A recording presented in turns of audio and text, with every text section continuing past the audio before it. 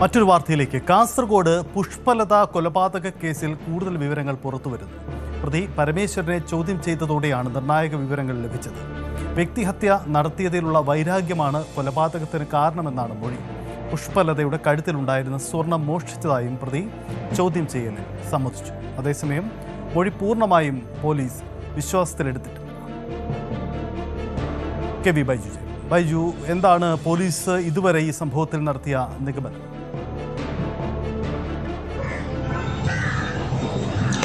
സൈത്തെ, കഴിഞ്ഞ 2 ദിവസമായി ഈ കുമ്പടാജെ എന്ന് പറയുന്ന സ്ഥലത്തെ വലിയ തോതിൽ മുൾമുനയിൽ നിർത്തിയ അതുപോലെ തന്നെ ആശങ്കയുയർത്തിയ സംഭവത്തിലാണ് ഇപ്പോൾ പ്രതി പിടിയിലായിരിക്കുന്നത്. പ്രതിയെ വിശദമായി ചോദ്യം ചെയ്തതിലാണ് കൂടുതൽ വിവരങ്ങൾ പുറത്തു വന്നത്. തുടക്കത്തിൽ നമ്മൾ ഇന്നലെയൊക്കെ ചർച്ച ചെയ്തതാണ് ഈ വിഷയം. ഇതൊരു കവർച്ചയാകാം എന്ന ഒരു നിഗമനം ഉണ്ടായിരുന്നു. പക്ഷേ അതല്ല. ഇയാളെ ഈ പരമേശ്വര എന്ന് പറയുന്ന ഇയാളെ വ്യക്തിഹത്യ നടത്തിയതിലുള്ള ഒരു വൈരാഗ്യം, അതേ തുടർന്നുണ്ടായ ഒരു അടിയും അങ്ങനെ ഒരു ഇത് കൊലപാതകമാണെന്നാണ് ഇയാൾ മൊഴി നൽകിയിരിക്കുന്നത്. അതായത് പോലീസ് ഇതിൽ കൃത്യമായി പറയുന്നത് ബുധനാഴ്ചയാണ് ഇയാൾ ഇവിടെ എത്തുന്നത്. പരമേശ്വര എന്ന് പറയുന്ന ആൾ കർണാടക സ്വദേശിയാണ്, ഈശ്വരമംഗലം സ്വദേശിയാണ്. വർഷങ്ങളായി ഈ പ്രദേശത്ത് കാട് വെട്ടുന്ന ജോലിയാണ്. ഈ പുഷ്പലതയുടെ വീട്ടിൽ സമീപത്തായുള്ള ഒരു സ്ത്രീയുടെ വീട്ടിൽ ജോലി ചെയ്യുന്നതിനിടയിൽ അവിടെ ഈ യന്ത്രം വെച്ച് ഉച്ചയ്ക്ക് ഭക്ഷണം കഴിക്കാൻ പോയി തിരിച്ചു വരുമ്പോൾ ഈ പുഷ്പലത ഇയാളെ കുറിച്ച് അനാവശ്യ കാര്യങ്ങൾ സംസാരിച്ചു. അതായത് മറ്റ് സ്ത്രീയുമായി ബന്ധപ്പെടുത്തി പല കാര്യങ്ങൾ സംസാരിച്ചു. അതിൽ പ്രകോപിതനായി ഈ പുഷ്പലതയെ ഇയാൾ മർദ്ദിക്കുന്നു. പിന്നീട് പുഷ്പലത വീടിനകത്തേക്ക് പോയപ്പോൾ വീണ്ടും ഇയാൾ വീട്ടിനകത്ത് പോയി ഈ പുഷ്പലതയെ മൂക്ക് പൊത്തിപ്പിടിച്ച് അങ്ങനെയാണ് ഈ കൊലപാതകം നടക്കുന്നതെന്നാണ് പോലീസ് പറയുന്നത്. എന്നാലും ഈ കഴുത്തിലുണ്ടായിരുന്ന കരിമണി മാല ഇയാൾ അവിടെ നിന്നും കവർച്ച ചെയ്തു. അത് ഇയാളുടെ വീട്ടിൽ നിന്നും പോലീസ് കണ്ടെടുത്തു. കവർച്ചയായിരുന്നില്ല ഇയാളുടെ ഉദ്ദേശം. കൃത്യമായി പെട്ടെന്നുണ്ടായ ഒരു പ്രകോപനം, അതേ തുടർന്നുണ്ടായ ഒരു കൊലപാതകം, അങ്ങനെയാണ് മൊഴിയുള്ളത്. പക്ഷേ ഈ മൊഴി പൂർണ്ണമായും പോലീസ് വിശ്വാസത്തിലെടുത്തിട്ടില്ല. ഇയാളെ കോടതിയിൽ ഹാജരാക്കിയിട്ടുണ്ട്. ഇയാളെ കസ്റ്റഡിയിൽ വാങ്ങി കൂടുതൽ ചോദ്യം എന്നാണ് പറയുന്നത്. എന്തായാലും ഈ സ്ഥലം എന്ന് പറയുന്നത് കുറച്ച് ഉൾപ്രദേശമാണ്. ബദിയടുക്ക പോലീസ് സ്റ്റേഷൻ പരിധിയിലെ കുമ്പടാജി എന്ന് പറയുന്ന സ്ഥലം കുറച്ച് ഉൾപ്രദേശമാണ്. ഈ 70 വയസ്സ് പ്രായമുള്ള പുഷ്പലത ഈ വീട്ടിൽ കുറെ നാളായി തരിച്ചു താമസിക്കുന്നതുമാണ്. ഇയാളുമായി നല്ല സൗഹൃദമുണ്ട്. ഇയാൾ ഈ പരിസരത്തൊക്കെ ആളുകളുമായി നല്ല പരിചയമുള്ള ആളാണ്. പല വീടുകളിലും ഇത്തരത്തിൽ കാട് വെട്ടിത്തെളിക്കാനൊക്കെ ഇയാളെയാണ് ഏർപ്പാടാക്കിയിരുന്നത്. ഇയാൾ ഇങ്ങനൊരു കൃത്യം ചെയ്യും അല്ലെങ്കിൽ ഒരു അരുങ്കൊല ചെയ്യുമെന്ന് ആരും തന്നെ പ്രതീക്ഷിച്ചിട്ടുണ്ടായിരുന്നില്ല. അത്രത്തോളം വലിയ തോതിൽ കഴിഞ്ഞ ദിവസം സംശയം ഉണർന്നതാണ്. ഇനി കൊലപാതകമാണോ, ഇതെന്താണ് ഇങ്ങനെ ഒരു കൊലപാതകത്തിന് കാരണം, അല്ലെങ്കിൽ അങ്ങനെ കുറെ ചോദ്യങ്ങൾ ഉയർന്നു. പക്ഷേ ഇതാണ് യഥാർത്ഥത്തിൽ സംഭവിച്ചത്. കാസർഗോഡ് ജില്ലയിൽ തന്നെ 2 കേസുകളുണ്ട്. ഇതുപോലെ തനിച്ച് താമസിക്കുന്ന സുബൈദ, ദേവകി എന്ന് പറയുന്ന 2 പേരെ കൊലപ്പെടുത്തിയതിലും ഇതുവരെ വർഷങ്ങളായിട്ടും പ്രതികളെ കണ്ടെത്താൻ സാധിച്ചിട്ടില്ല. അങ്ങനെ ഒരു കേസാകുമോ ഇത് എന്ന ഒരു ആശങ്കയുണ്ടായിരുന്നു. എന്തായാലും വ്യാഴാഴ്ച രാവിലെയാണ് ഈ ഒരു മൃതദേഹം കണ്ടെത്തുന്നത്. വീടിനകത്ത് കമിഴ്ന്ന് കിടക്കുന്ന നിലയിലായിരുന്നു മൃതദേഹം. ഇവരുടെ ബന്ധു ഇവർ ഫോൺ വിളിച്ച് എടുക്കാത്തതിനെ തുടർന്ന് അയൽവാസികളോട് പറയുകയും അങ്ങനെ ചെന്ന് നോക്കുമ്പോഴാണ് ഇവർ മരിച്ച നിലയിൽ കാണപ്പെട്ടത്.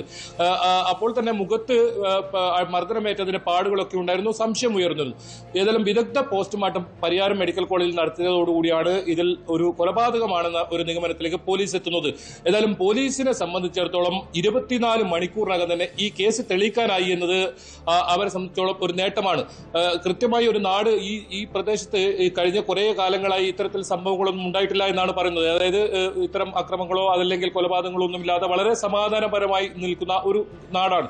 അങ്ങനെ ഒരു സ്ഥലത്താണ് ഈ ഒരു തനിച്ച് താമസിക്കുന്ന അതും 70 വയസ്സ് പ്രായമുള്ള ഒരു വയോധികയെ ഈ കൊല ചെയ്യപ്പെട്ട നിലയിൽ കാണുന്നത് ഒക്കെയുള്ള വലിയ തോതിലുള്ള ഒരു ആശങ്ക ഉണ്ടായിരുന്നു. എന്തായാലും പ്രതിയെ പിടികൂടിയിരിക്കുന്നു. പ്രതി ഈ കുറ്റം സമ്മതിച്ചിരിക്കുന്നു. ആദ്യം ഇയാൾ ഇത് കുറ്റം സമ്മതിക്കാൻ തയ്യാറായില്ല. കൃത്യമായ തെളിവുകൾ ഹാജരാക്കി പോലീസ് ചോദ്യം ചെയ്തതോടുകൂടിയാണ് ഇയാൾ സമ്മതിച്ചത്.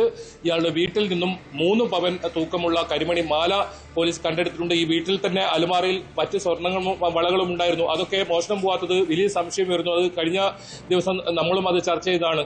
അതുകൊണ്ട് തന്നെ എന്തായിരിക്കാം ഇതിന് ഒരു കൊലപാതക കാരണമെന്ന വലിയ സംശയം ഉണ്ടായിരുന്നു. അതിൽ ഒരു വ്യക്തത വന്നിരിക്കുന്നു. ഇപ്പോൾ പോലീസിന് പ്രാഥമികമായി പോലീസ് പറയുന്നത് ഇതാണ്: ഇയാളെ വ്യക്തിപരമായി അധിക്ഷേപിച്ചു. ആ അധിക്ഷേപിച്ചതിലുള്ള പ്രകോപനം ഒരു കൊലപാതകത്തിലേക്ക് എത്തി എന്നാണ്. എന്നാലും ഇയാളെ കോടതിയിൽ ഹാജരാക്കിയിട്ടുണ്ട്. ഇയാളെ കൂടുതൽ ചോദ്യം ചെയ്യുന്നതിനെ കസ്റ്റഡിയിൽ വാങ്ങുമെന്നാണ് പോലീസ് പറയുന്നത്. ബൈജു, ഈ കൊലപാതകത്തിനിടയിൽ, മരണവെപ്രാളത്തിനിടയിൽ ഈ പുഷ്പലത പ്രതിയുടെ കയ്യിൽ കടിച്ചു പറിച്ചു. അപ്പോൾ പുഷ്പലതയുടെ ശരീരത്തിൽ ആ പല്ലുകളിൽ നിന്ന് ഈ പ്രതിയുടെ രക്തസാമ്പിളുകളുമായുള്ള ഒത്തുനോക്കലിൽ തന്നെ പ്രതി ആരെന്ന് സൂചനകൾ ലഭിച്ചു എന്നാണ്. അങ്ങനെയെങ്കിൽ പുഷ്പലത മരണവെപ്രാളത്തിൽ ആ കടിച്ചത് ഒരു പ്രധാനപ്പെട്ട തെളിവ് ഉണ്ടാക്കുന്നതിന് കാരണമായെന്ന് കരുതണം.